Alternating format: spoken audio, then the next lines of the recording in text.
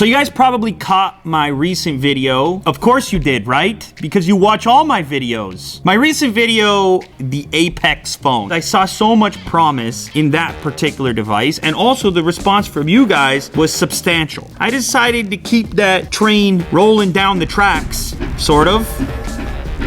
That Apex phone, obviously a concept, but it had some features and functions that will eventually trickle down into the marketplace in different ways, probably sooner than you might think. Now in front of me, it's not an Apex. This is a thing that you can buy right now. And the one feature it carries from the Apex, which is interesting to me, is this in-display fingerprint scanner. What do we have? Dual pixel sensors, 6 gigs RAM, 128 gigs of storage. Also, you will see that Vivo is sponsoring the World Cup this year, and I've got a little bit of info, a little bit of intel there. They may be launching something close to that Apex device at that moment in time. Who knows? For now, it's the X21, and I want to see if this in-display fingerprint scanner is the real deal.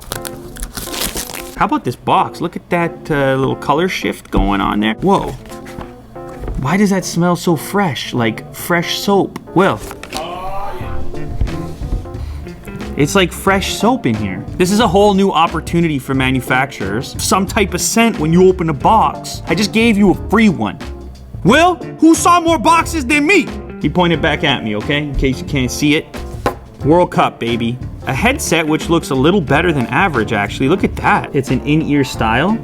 Clear case here with a rubber edge to it. That's one of the better free cases that I've ever seen. Here we go.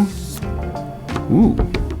The X21. Dual camera layout up here, power switch, volume rocker above that. SIM tray is on the bottom of the device along with the USB port and speaker. Let's try and boot this up. So the first thing I'm noticing here is the display quality. It is AMOLED. It's only 2K. I would rather have a high quality display than focus exclusively on resolution above 2K. Look at that. That's a nice display. There you can get a sense for the screen to body ratio. So the back camera unit is 2 separate cameras. One of them is 12 megapixels, the other 5, f1.8 and f2.4. And then on the front, it's a 12 megapixel selfie camera at f2.0. It's kind of a mid-range device with the Snapdragon 600 series chip inside of it. And there's not any particular feature here, maybe besides the display, which I would consider to be outstanding, except for this feature that really compelled me to look at this device, this retail version of the in-display fingerprint. So that's what we're gonna evaluate in this video. So here we go. This is the moment of truth. Register a fingerprint. Let's go. Now it also gives you an option here to choose the animation style for fingerprint unlock. There's 3 different options here for an animation. I think it's kind of cool. So you can see when the screen is off, you have this dimly lit section where your thumb should go, but it's very dim. That's quicker than it was on the Apex. Of course, on the Apex phone, it was implemented a bit differently. The size of the region that could scan your fingerprint was larger. The eventual tech we're hoping for is like the full display or half the display, so you don't even have to think about where you're tapping it. But this implementation here, I would say gets the job done.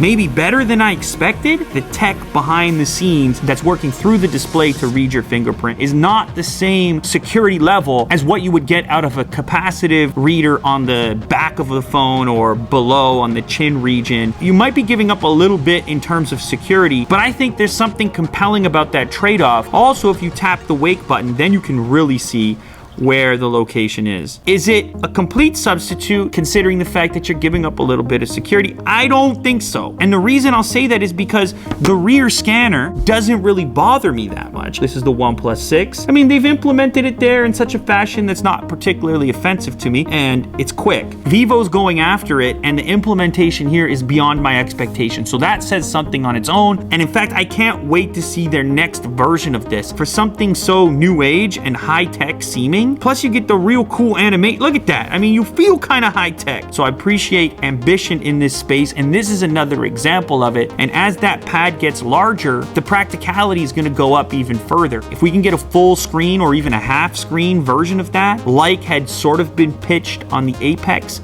now we're talking.